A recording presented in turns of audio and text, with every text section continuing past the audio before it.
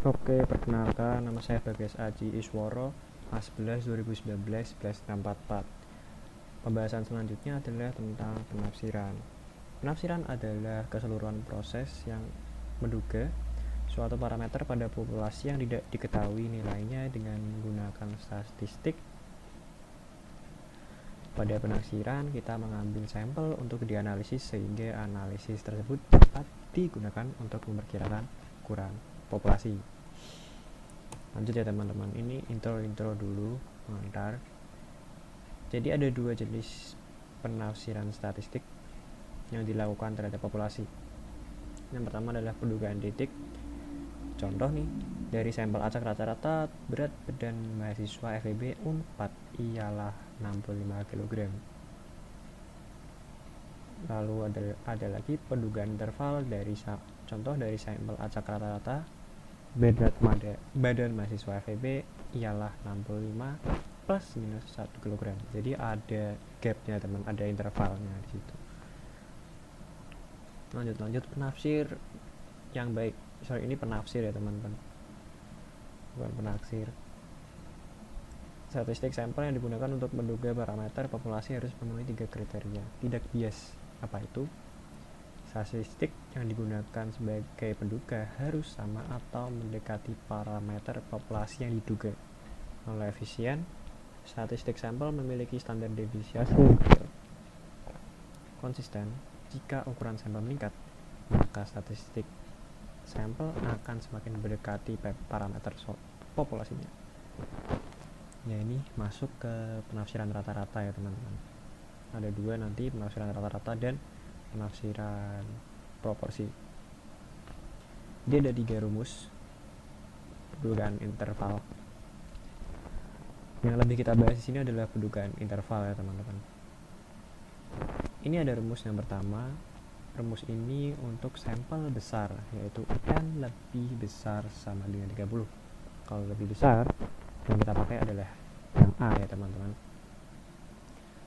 Lalu ZA per 2 sama dengan 1 min A per 2. Lalu yang B ini kita pakai untuk N lebih besar sama dengan 30, namun populasi terbatas. Yang A itu tidak terbatas. Kalau yang C, ini sebagai sampel kecil aja, jadi N-nya kurang dari 30. Lanjut, ini contoh soal yang pertama. Sebanyak 300 perusahaan swasta nasional berdiri di Indonesia.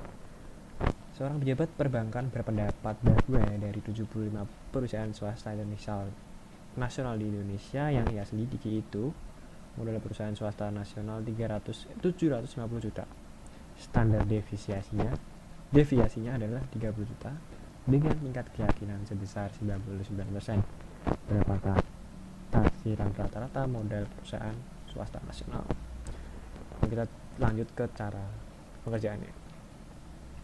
Kita tulis dulu diketahui N300, N kecil 75, X 750, standar deviasi 30 N per N 0,25 menggunakan faktor koreksi, dan Z nya sama dengan 2,575. Ditanya adalah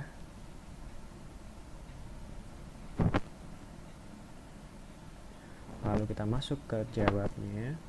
Nah, yang kita pakai di sini adalah rumus yang tadi ya teman-teman ini. Jadi kita masukin aja nilai-nilainya. Nah, karena ini N lebih dari 30 ya teman-teman. Ini N sama dengan 75. Jadi yang kita pakai adalah yang A. Ya. Lalu kita masukin aja. Dan ketemu intervalnya adalah ini teman-teman. Untuk cara penghitungan ini kita pakai kalkulator aja ya teman-teman, karena ini rumit ya. Ini enggak rumit, sulit lah, lama kalau pakai kalkulator. Jadi ketemu gap ini karena emang ini adalah penafsiran interval, jadi bakal ada interval. Nah, kesimpulannya, dengan tingkat signifikansi 1% rata-rata modal perusahaan swasta nasional berkisar antara 742 dan gitu-gitu seterusnya sampai 757 gitu. Lanjut ke ke penafsiran proporsi.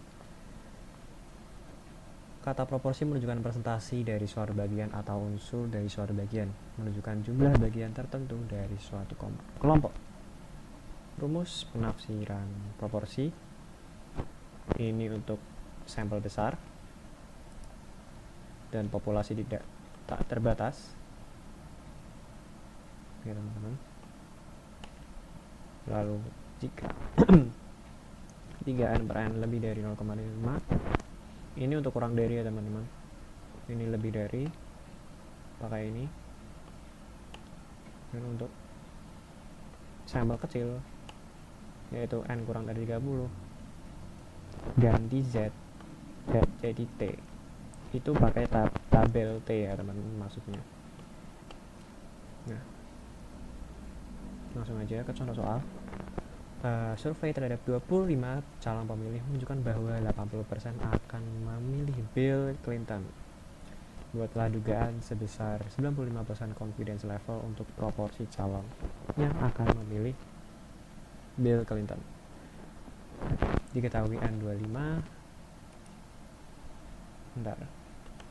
N25, TA25, dan X' 0,8 sama. Kita lihat teman-teman, pakai rumus yang tadi.